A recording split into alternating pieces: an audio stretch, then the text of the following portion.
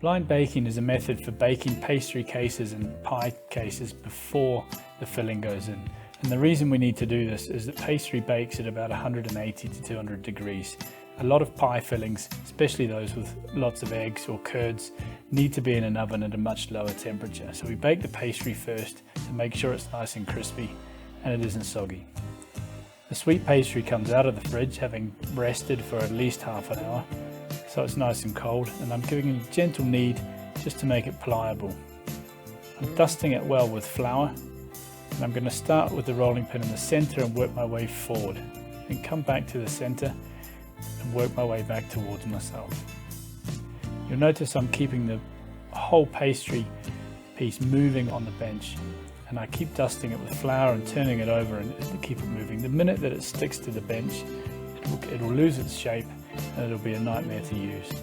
I need to move quite quickly because as soon as the pastry warms up, the butter softens and then it becomes very hard to work with. So it really is something to do quickly. Once it's the right size, I'll pick it up using the rolling pin so I don't stretch it or poke holes in it with my fingers. Gently lay it over the tin. This is the bit where you have to take care. I carefully bring the pastry in a little piece at a time and push it right down into the edge of the tin, making sure that I haven't stretched it at all. I work my way around the tin, layering it back a little piece at a time, laying it back and forcing it into the edge of the tin.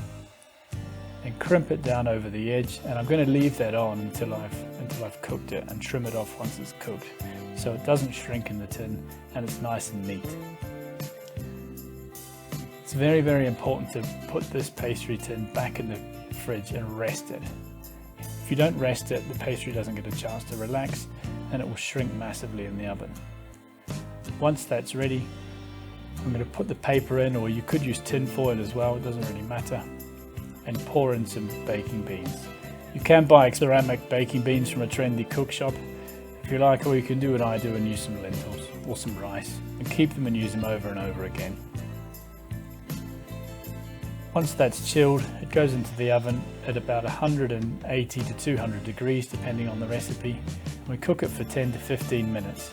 Then take the beans out and give it 2 or 3 minutes more just to make sure that it's nice and crispy.